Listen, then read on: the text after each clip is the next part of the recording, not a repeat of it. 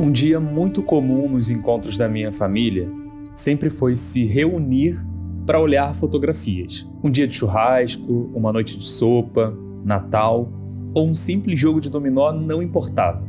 A gente pegava caixas e mais caixas cheias de álbuns para ver as fotos. A minha tia Céia, especialmente, sempre foi a pessoa com mais registros e a casa dela é, ainda hoje, onde a gente se encontra para rir das fotos engraçadas, matar a saudade e algumas vezes até furtar uma foto. A tia Céia é tipo o baú da família.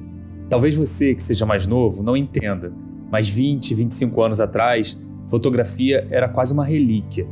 Não era tão simples ter uma máquina fotográfica, pagar para revelar as fotos. Lá em casa, a minha tia era a pessoa mais organizada nesse sentido. O celular, claro, facilitou muito isso. Eu sempre fui um dos mais empolgados e sempre que dava, pegava as caixas da minha tia e lá ia eu, revirar álbuns e mais álbuns, fotografias soltas, negativos. Eu gostava, claro, de ver fotos de todo mundo, mas sempre saía em busca de uma foto minha de quando eu era criança. Só tinha uma foto bem prejudicada, que quase não dava para me ver direito. Além disso, eu não gostava muito daquela foto em específico. Era uma foto que estava num estilo meio sépia e eu devia ter mais ou menos 1 ano. Estava sentado com uma roupa bem surradinha numa calçada do bairro que eu morava, lá em Friburgo. E estava batendo palmas também. As minhas primas, sempre que viam aquele retrato, falavam: "Parece um ratinho." Bom, dá para entender o porquê que eu não gostava, né? Mas esse é até hoje o único registro que eu tenho antes de uns 6 anos. E eu já tentei roubar da minha tia, mas ela nunca deixou. Eu mandei um áudio para ela enquanto estava fazendo esse roteiro. Vamos ver se dessa vez ela se sensibiliza e me dá essa foto. Acho que não é à toa que eu virei uma espécie de tia Céia da minha geração. E tenho hoje mais de 30 mil fotos na nuvem. Vira e mexe eu compartilho uma foto com alguém da família ou amigos e ouço: "Meu Deus, Elis, você ainda tem essa foto?" Eu registro e guardo tudo. Tô até precisando comprar mais espaço na nuvem, quem sabe revelar algumas. Eu entendi desde cedo o poder que tem a imagem e a sua falta também. Você, meu filho, sabia que uma fotografia vale mais do que 1000 palavras? Esse é o fotógrafo Walter Firmo, um griot com quem eu tive o prazer de passar 49 minutos conversando para escrever o episódio de hoje. Essa pergunta que ele traz me faz pensar sobre o quanto uma foto pode dizer, sobretudo para quem faz isso há mais de 70 anos. Minha vida foi uma decantação em relação à minha profissionalidade visual, trabalhando com fotografia, e foi muito feliz. Uma pessoa que fiz dessa função a minha razão de viver. Eu não sou apenas um feitor da verdade através daquele fotojornalismo impiedoso, onde você tem que fotografar o fato. Não, eu detesto o fato. Também não gosto da mentira, mas eu gosto da sublimação. O Walter Firmo é um dos principais nomes da fotografia brasileira e é considerado o mestre da cor. Eu sou Flávia Vieira. E eu sou Elismar Braga, se não me falha a memória. Firmo é uma referência que a gente precisa registrar e não esquecer.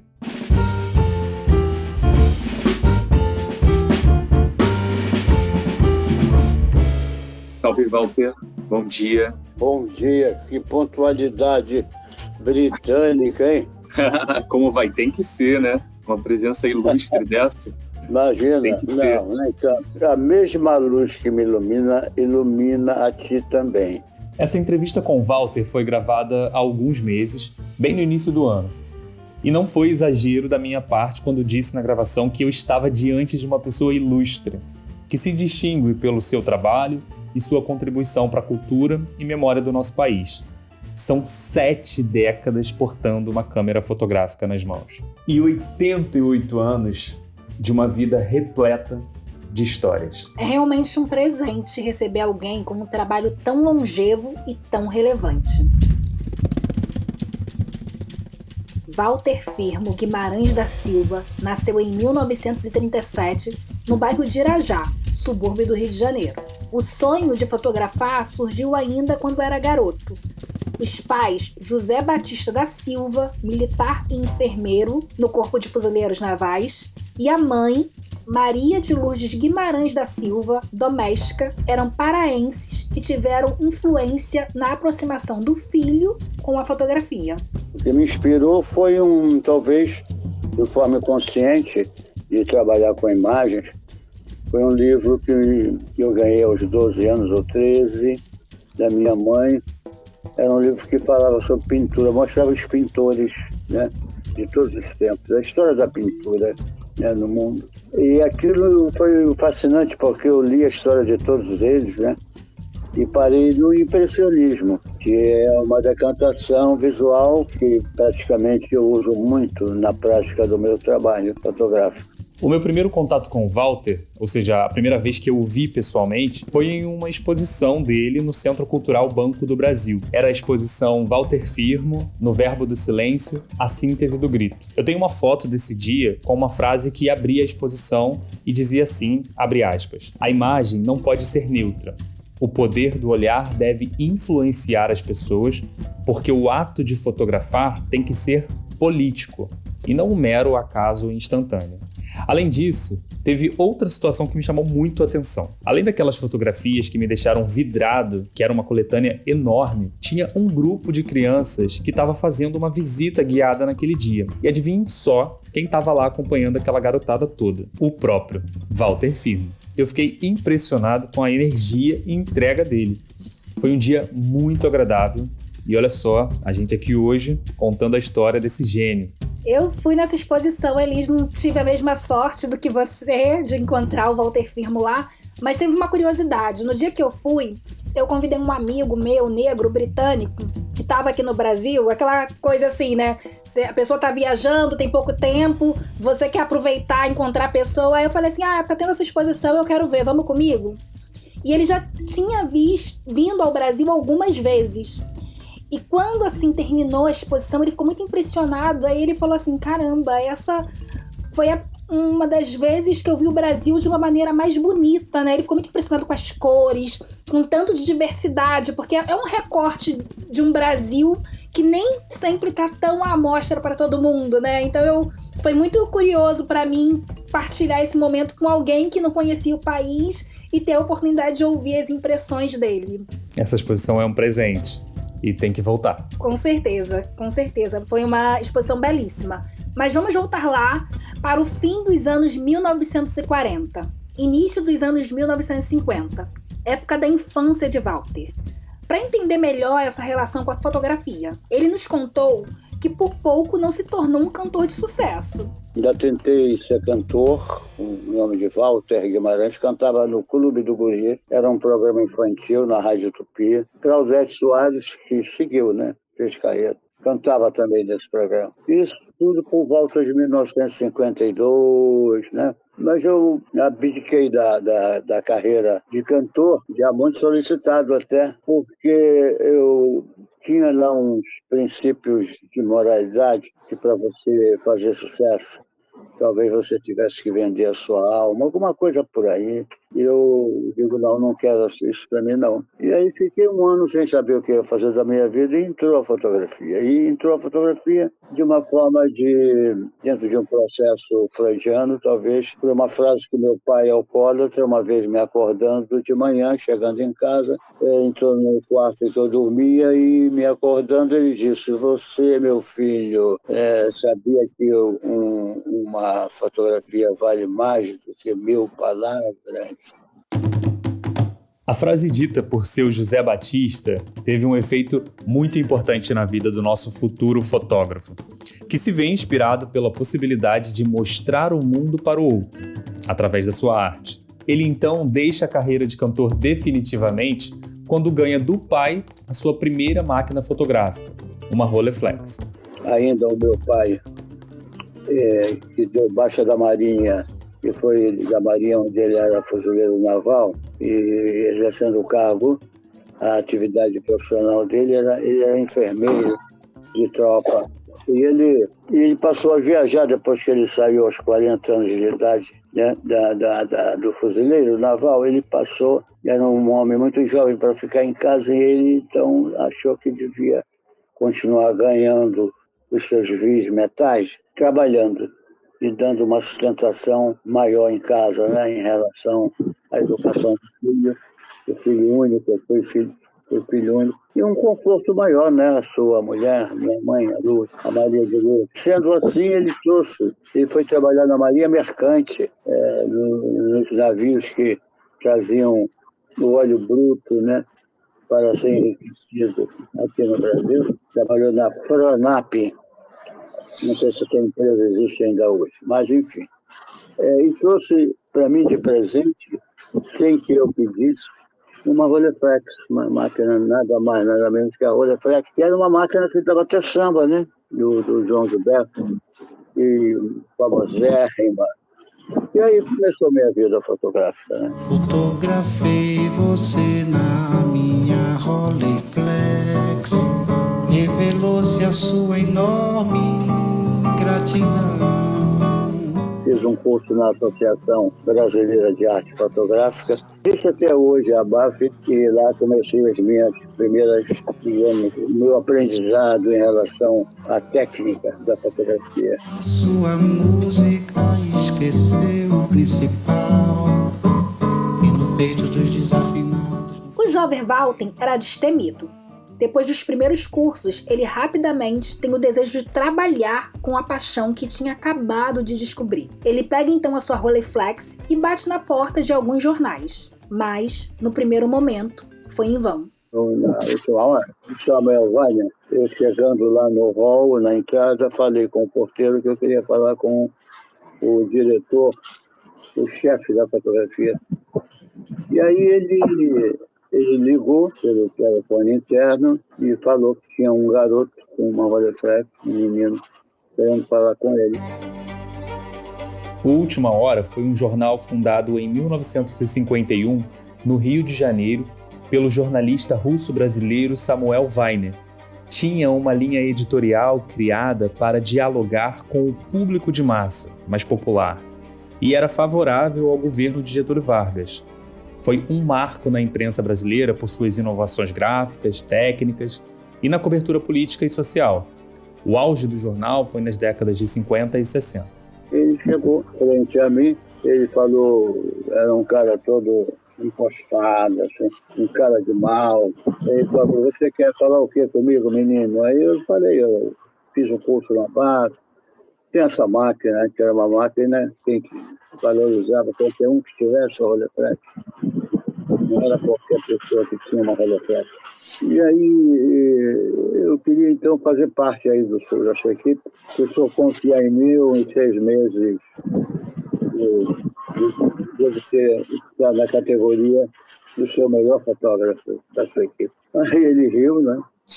Mas acho que ele gostou da minha coragem dentro de um menino de 15 anos, e aí chamou um dos fotógrafos dele, mais famosos, o Demócrito. Aí disse, Demócrito, Bezerra, vem aqui, tá vendo esse menino aqui? Diz que se juntar a nós, no aprendizado, em 6 meses ele vai ser você.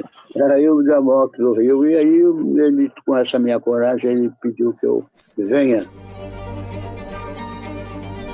Última Hora foi a primeira experiência profissional de Walter Firmo.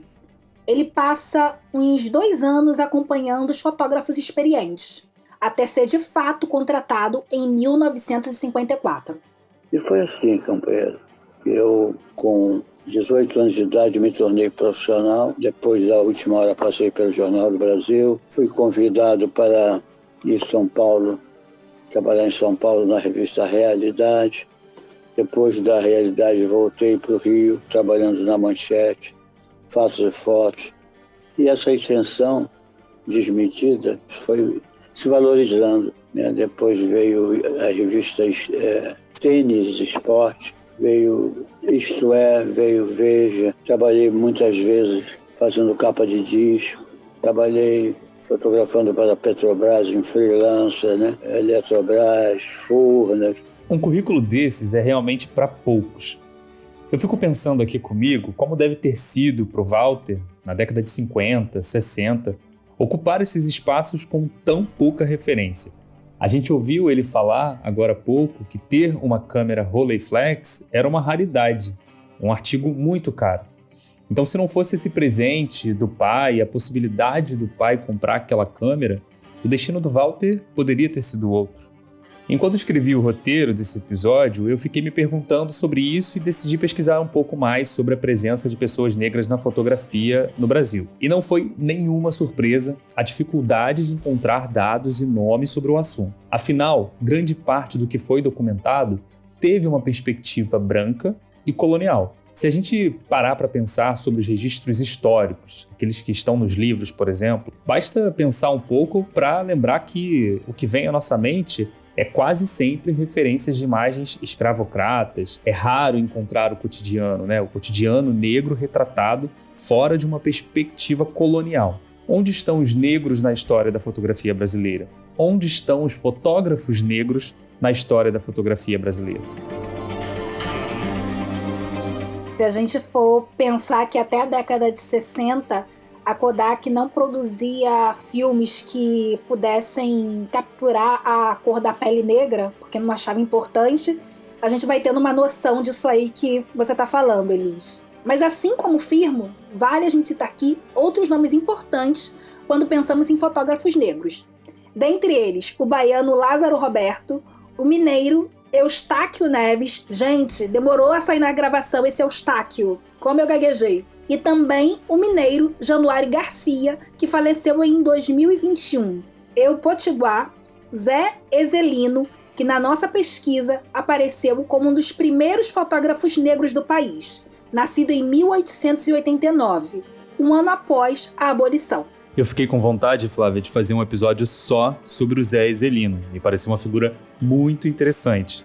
Quem sabe numa próxima vez. Eu acho que cada fotógrafo desse merecia um episódio, porque tem muita história para contar. E por isso tudo que a gente acabou de falar, é ainda mais importante celebrar a vida e o trabalho do mestre Walter Firmo. Minha vida foi uma decantação em relação à minha profissionalidade visual, trabalhando com fotografia, e foi muito feliz. Uma pessoa que fiz dessa função a minha razão de viver, me deu entonação física, intelectual, trabalhando em reviver através da fotografia, educando o povo em relação à verdade, a coisa fraterna da arte, do qual eu executo as minhas imagens dentro dessa categoria. Eu não sou apenas um feitor da verdade através daquele fotojornalismo impiedoso, onde você tem que fotografar o fato. Não, eu detesto o fato. Também não gosto da mentira, mas eu gosto da sublimação, interiorizando que a vida vale a pena ser vivida, fazendo dela uma arte visual. Em 1963, a passagem pelo Jornal do Brasil foi um marco na trajetória de Walter. Foi lá que ele viveria uma experiência inédita, não só como fotógrafo, mas também como jornalista. Mas essa história começou ainda no jornal A Última Hora, quando ele conheceu um dos jornalistas mais influentes do país, o Alberto Dines. Trabalhava na Última Hora com o Alberto Dines. E eu já falei que eu gostava sempre de escrever. Eu tinha uma coluna, naquela época eu fotografava o Garrincha, o Pelé, tinha 3 metros no Maracanã. Gerson, Bellini, Barbosa. E eu via sempre o que eles falavam durante a partida. E eu tinha uma coluna proposta por mim, a redação. Eu podia, dada essa facilidade de estar perto do que os caras falavam, escrever toda segunda-feira uma sessão chamada Atrás do Gol. Uma coisa, Elis, pra gente que fez jornalismo, ouvir essa história, e a gente que fez jornalismo num tempo em que o jornal tinha um peso no que era ser jornalista, ouvir essa história dá uma emoção, porque eu lembro quando eu estava na faculdade de jornalismo, O desejo da gente era trabalhar nesses jornais. A gente estudava A Última Hora, que era um jornal que, quando eu estava na faculdade, nem existia mais, mas eu lembro que quando eu estava na faculdade, o Jornal do Brasil ainda existia. Não tinha o mesmo peso, né, que teve, a mesma importância que teve, mas ainda existia, né? Então, ouvir essa história dele, né, dá um baita orgulho, e a mim me emociona muito, porque eu acho que foram esses jornais, de alguma forma, que me fizeram escolher ser jornalista. Com certeza, Flávia. Eu tenho que te confessar que foi uma alegria imensa fazer essa entrevista com o Walter. Foi um papo muito leve, ele é um griot mesmo, né? A gente citou isso no início do episódio, né? Griot é essa pessoa que tem essa característica, essa capacidade de passar as histórias adiante, de contar essas histórias. Ele faz isso como ninguém. Então, assim, com certeza se tornou uma referência para mim, e é super importante ouvir ele contar isso um pouco sobre como foi a trajetória dele. Sabendo que Walter também escrevia e a coluna era um sucesso, Diniz embarcou numa proposta ambiciosa do jovem fotógrafo que, àquela altura, também já era jornalista: escrever uma reportagem sobre a Amazônia. Meu pai nasceu no Baixo Amazonas paraense, ali na altura Santarém, Monte Alegre, cidade de Monte Alegre, margem direita, aonde o rio é mais largo. Então, por esses pendores amorosos, né, eu, aos 17 anos, eu conheci a Amazônia, Baixo Amazonas, e me encantei. E quando me tornei jornalista fotografando, aquilo não me saía da cabeça. Fazer uma reportagem. E aí, 2, 3 meses depois, eu estava partindo para a Amazônia, onde fiquei 96 dias, em vários rios amazônicos. 100 dias na Amazônia de ninguém. A vida do caboclo da Amazônia é marcada pela cheia e pela seca do Grande Rio. Nos meses da alagação aguda, que vai de março a junho, sua vida é pontilhada de abismos. A inundação destruidora leva-o à desgraça. O rio, na época da cheia, transmuda-se, rói, solapa as ravinas, desloca os barrancos, cava enseadas, arrasta enfim animais, casas e plantações. É a voragem flúvia. Morre o gado, quem tinha 40 cabeças fica com 10. É a miséria. Depois a vazante. Os retirantes que tinham ido passar o inverno nas terras firmes, distantes 40 quilômetros do rio, longe do inferno das águas, regressam novamente à várzea. Ressurge a fé no coração de todos. Ninguém se queixa, não havendo uma voz que se levante, nem um braço que se estenda. O sacrifício é aceito com fatalismo. Foi a vontade de Deus, dizem. Isso tudo deu uma série de 5 reportagens que foram publicadas de segunda, terça, quarta, quinta e sexta. 5. E foi um sucesso, cara. Era uma página de fotografia e uma página de texto. A reportagem 100 dias na Amazônia de ninguém deu a Walter o Prêmio ESSO, que era considerado o maior reconhecimento para profissionais do jornalismo brasileiro. Um fotógrafo tinha ganho dessa causa. Ganhei com isso uma passagem aérea a Nova York, ida e volta, e $500. Pedi outro dia a um colega que trabalha com grana, com dinheiro, com essa sedução, né? Dólar, tudo. E ele fez as contas e ele disse que hoje valeria em torno de 90 paus, 90 mil reais. Era um dinheirinho, né? Com certeza, com certeza. A obra de Walter Firmo é marcada pelo registro de pessoas negras em suas comunidades e de manifestações culturais espalhadas por esse Brasilzão, especialmente o carnaval e personalidades da nossa música. Nesses mais de 70 anos de profissão, ele retratou diversos nomes da música, como Aracide Almeida, Clementina de Jesus. Aliás, gente, tem programa de Clementina aqui. Se você não escutou, escute. Cartola, Donga, Ismael Silva e também já retratado aqui no Se Não Me Falha a Memória, Pixinguinha. Diante de um trabalho primoroso e do encontro com tantos nomes grandiosos, eu perguntei para o Walter se algum encontro tinha marcado ele de uma maneira especial. São todos fascinantes, são todos eloquentes, são todos divinos. E você se perde naquele paraíso.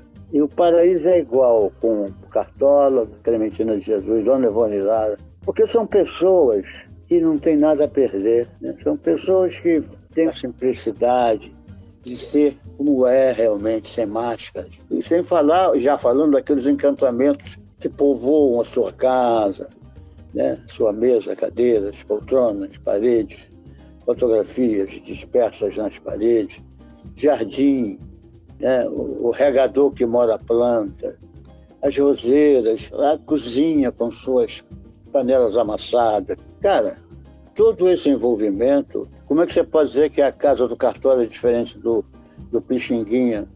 Sabe?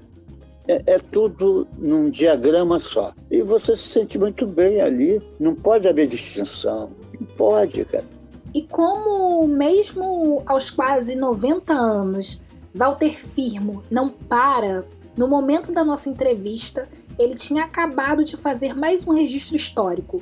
O encontro entre Neguinho da Beija-Flor, que estava se despedindo como intérprete do carnaval, e Xande de Pilares. As fotos foram feitas para o álbum Empretecendo, uma parceria entre os dois músicos. Alguns dias atrás, eu com o Xande e o menino da Beija-Flor. Cara, foi uma tarde como tem que ser, sem frescura, todos imbuídos no trabalho ali, entendeu? E mais ou menos talvez de 10 a 15 pessoas envolvidas ali naqueles anteparos. Agora só falta o rebatedor, agora muda a roupa, agora... E tudo, de vez em quando uma cervejinha gelada ali, com muito cuidado, né? Uma carne metida a churrasco, uma batatatinha, e tudo fluindo, todo mundo coeso da sua responsabilidade. E ali, antes de tudo, era um trabalho que a gente estava realizando, cara.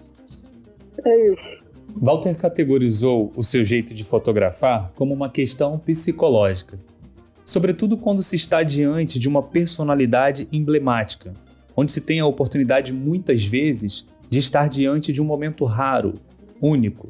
Eu não sei, eu tenho esse poder.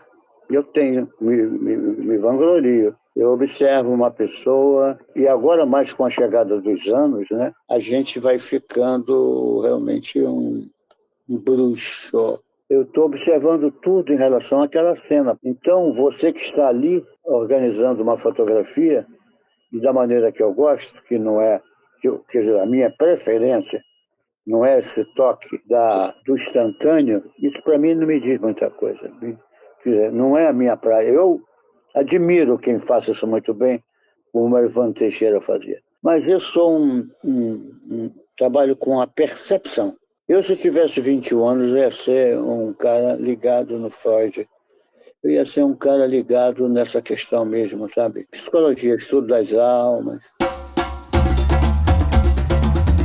Para ele, a observação e a direção de cena são a cereja do bolo para um bom registro fotográfico. Eu chego num lugar, eu já vejo por onde está a luz entrando, eu vejo a parede, o que tem, como é que é o utensílio da cozinha, o tipo de cama, sofá, eu vejo o jardim, eu vejo tudo, porque quando eu começar a fotografar aquela entidade que mora ali, eu vou ter que fazer uma espécie de ajuntamento entre o ser e as coisas que o cercam. E isso de uma maneira que envolva a poesia. Mandei? Mandei bem? Mandou bem demais.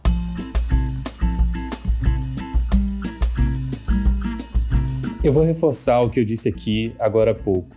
Foi um presente para mim entrevistar o Walter. Ele tem uma energia boa, sabe? Uma cordialidade e uma troca que lembra algo familiar, algo cuidadoso. E Flávia, várias vezes durante a nossa conversa, eu o chamava de senhor e ele me corrigia. Você, por favor, me chama de você. É que para mim, eu estava diante realmente de um griot. Um griot com uma trajetória linda, inspiradora e histórias que eu fiquei ali de perto, acompanhando, atento. E, inclusive, eu queria ter tido mais tempo com ele, mas a agenda naquele dia não permitiu. Deu tempo para mais uma história, e talvez a cereja do bolo. E tem a ver com esse jeito observador e atento dele. Em 1967, Walter fez uma de suas fotos mais emblemáticas, a foto do outro mestre Pixinguinha, feita na Casa do Músico em Ramos, aqui no Rio de Janeiro. Na imagem, Pixinguinha aparece sentado em sua cadeira de balanço num quintal próximo a uma mangueira. A foto foi feita durante uma entrevista junto com o jovem repórter Muniz Sodré. Olha só. Que Walter conta foi seu foca. Foca é aquele jornalista que acabou de se formar e está em início de carreira. A gente falou que esse programa era uma aula de jornalismo, e realmente é, gente. Imagina, Muniz Sodré entrevistando Pixinguinha com foto de Walter Firmo. Mas o Muniz Sodré, chegamos já na casa do Pixinguinha, e depois das apresentações eles foram lá para a sala, tinha uma cadeira de balanço, onde o velho ia ser entrevistado. E eu comecei a dizer, bom, agora eu vou observar onde vai ser a hora que eu vou fotografar esse velho, esse grande velho musical, essa potencialidade de pessoa humana. E aí eu fui para o quintalzinho, eu vi que dentro da casa não tinha nada. A luz era emprestada. Mas tinha uma luz que batia no quintal cimentado com uma mangueira assim, de altura média de uns 4, 5 metros, mas que já dava frutos. E folhagens que caíam sobre aquele cimento, né, aquele terreno cimentado. E aí eu vi uma possibilidade poética naquela árvore, de colocar a cadeira de balanço ali embaixo. Vou pedir aquela cadeira que ele está sentado agora dando a entrevista lá na sala mal iluminada da casa dele, vou trazer para cá. E aí pedi a ele um instrumento, sentei na cadeira de balanço e falei para ele, queria que o senhor fizesse isso. Eu faço sim. Saí e ele sentou e fez a foto que eu imaginava. Não satisfeito, porque eu sabia que alguma coisa de memorável ali em relação a uma vida, ele já era um homem idoso. E eu digo, bom, eu acho que eu devo estar vendo essa figura pela última vez. Então vou prestar uma homenagem. Foi uma coisa assim memorial. Então vou fazer essa foto dele sentado, toda uma vida que ele transitou, ele memorizando uma linha do horizonte. Falei com ele, como se estivesse olhando assim o céu, o mar, ou a sua vida que o senhor viveu. Ele disse, não, tudo. Aí ele fez exatamente assim. E aí tinha colocado um filme, né, de 36 poses, comecei a clicar, e caminhando, fazendo um círculo 360 graus. E depois, não satisfeito ainda, porque na hora que ele saiu, pedi para ele sair, ficou só a cadeira, e eu vi a ausência dele, a morte, ele já tinha partido. Aí eu pedi o saxofone, coloquei na cadeira e fiz a fotografia. Finito!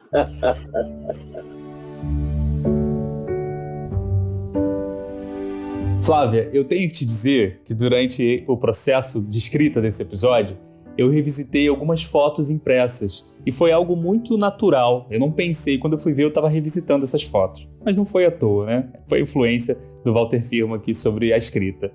E eu tinha revelado essas fotos quando eu fiz 30 anos. São várias fotos ao longo de várias épocas da minha vida, várias pessoas, amigos. E fazendo esse episódio, eu decidi comprar um quadro, não sei se você já viu, um quadro assim que vem com vários porta-retratos pequenos assim nesse quadro, né? Então são quase 30 fotos nesse quadro maior e, enfim, agora esse registro está colocado aqui na minha parede. Quem sabe em algum dia eu não coloco aquela foto do ratinho, né, do Elis Ratinho, bem pequenininho, ali também, se a minha tia me der ele, para poder terminar de criar esse registro de memória da minha vida. Enfim. Olha que bonito. É bom a gente ter. Eu tenho algumas fotografias aqui em casa e eu acho bom, assim, né? Dar um conforto, olhar e lembrar, assim, né? Deixar exposto, eu gosto também.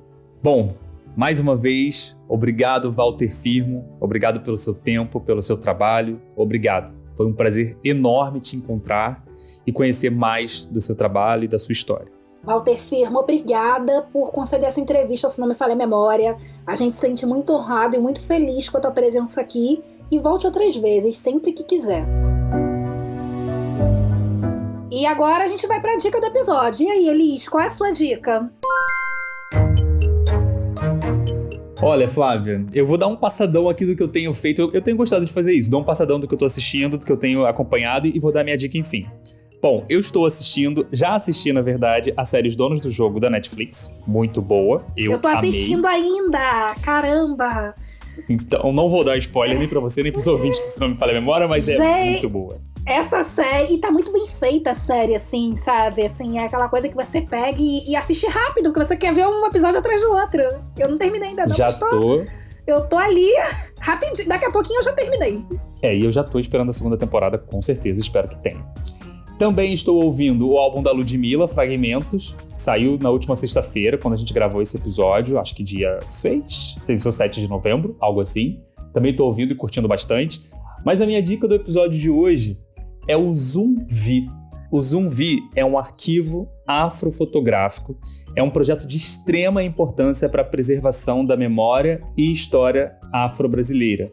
Ele tem foco lá na Bahia, foi criado lá na Bahia por fotógrafos baianos, e enquanto eu fazia esse episódio, eu descobri esse projeto, um projeto super importante, tem tudo a ver com a história desse projeto, com a história desse episódio, na verdade.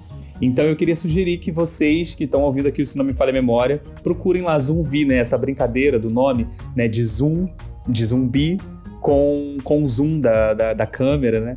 Então eu achei super importante, super pertinente. É um projeto que já tem 30 anos, mais de 30 mil arquivos. E eles têm um acervo online com esses registros, principalmente da história afro-brasileira baiana. Então fica o convite para vocês conhecerem um pouco mais desse projeto. Eu não conhecia esse projeto, vou buscar. E agora eu vou falar um pouquinho da minha dica. Minha dica é uma série também, da Netflix. É uma série que já saiu há algum tempo.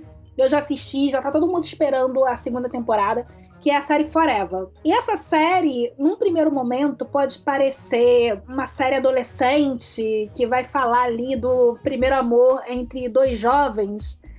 Mas, se você prestar um pouquinho de atenção, ela vai além disso, né? É uma que ela se passa num passado recente, ali em 2018, e ela vai lançar um olhar para as questões que a gente enfrenta nos nossos relacionamentos, não só os relacionamentos afetivos, mas nesse momento jovem da vida que parece que é muito determinante para a nossa vida inteira, que você tem que decidir qual a carreira que você vai seguir, qual o caminho que você vai traçar, que você também tem que tomar decisões que não necessariamente você vai poder efetivamente contar com seus pais, né? Você passa a se responsabilizar pelas decisões que você toma na sua vida. E por que eu decidi trazer essa série agora, né? Porque tem uma personagem nessa série, que não são os protagonistas, que é a personagem da atriz Karen Pittman, que é a Dan Edwards, que é a mãe do protagonista. E uma coisa que eu acho que tem me instigado muito, né,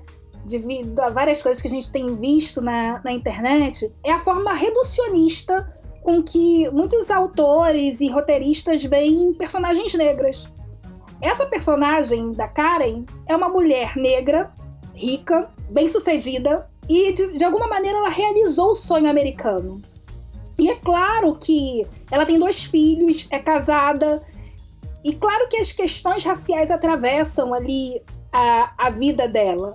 Mas os problemas que ela tem é talvez o fato dela não poder controlar o destino que ela sonhou para o filho.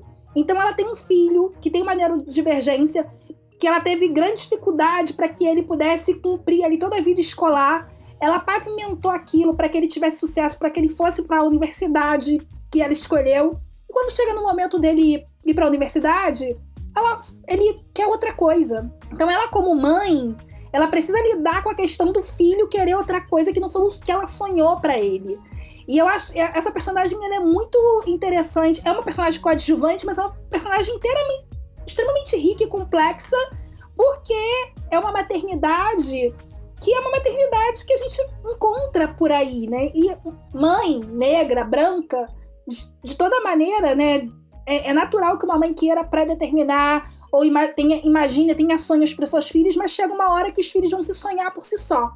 Então eu acho que essa é uma dica até para todo mundo, é uma série para todo mundo, mas eu acho que é uma dica também aí para quem escreve, para quem constrói personagens negros, porque existem infinitos caminhos possíveis na construção dos personagens. E esse é só um exemplo disso, que eu achei muito bem sucedido. E a série é uma delícia, a gente, de assistir. É muito leve, dessas que a gente assiste rapidinho.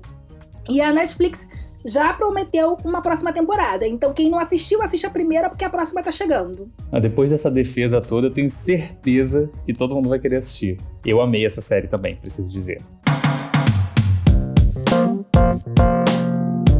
Mas olha só, a gente já chegou ao fim. Para acompanhar as informações sobre essa temporada, os convidados, os personagens, acompanhe a nossa página no Instagram, o @se não me falha a memória. Você sabe, assim você não perde os próximos episódios, que a gente sempre posta tudo por lá. Acompanhe a gente também nos nossos perfis. Eu sou Elismar Braga em todas as redes. E o meu é Vieira_Flávia. Se você é empresário e quer ver sua marca aqui, escreve pra gente no senomefalhamemoria@gmail.com. E não se esqueça que a gente continua também em todas as plataformas de áudio, na página do Cultner e também agora no YouTube. Esse episódio usou áudios da TV Globo. A edição de som do Se Não Me Falha a Memória é do Lucas Pinheiro. O roteiro desse episódio é do Elismar Braga. A identidade visual é do Jorge Chieni. A produção é do Gerson Simon. Produção executiva da Cristiane Oliveira. Realização Devaneios Roteiros Audiovisuais. Idealização, produção e apresentação minha, Flávia Vieira, e do meu parceiro Elismar Braga. O próximo episódio é daqui 2 semanas, sempre às segundas. Agora ouve só um pouco do que vem aí no próximo episódio. Tá especial demais. Eu nunca tinha feito nenhuma protagonista no teatro, muitas, mas dentro do audiovisual, nunca tinha feito nenhuma protagonista desse tamanho, sabe? Tinha feito em curtas e tal, mas em uma série que passa na maior emissora do país e tal. Então é muito medo também que a gente carrega. E esse medo eu também tive no Chica da Silva. Afinal de contas, ela tinha sido imortalizada não só nos livros, na nossa memória, mas por Dona Zezé Mota, que significa muito para todas nós que estamos aqui hoje, e a grande, imensa Thaís Araújo. Ganhar o prêmio naquele momento foi um grito que estava parado na garganta de todo mundo.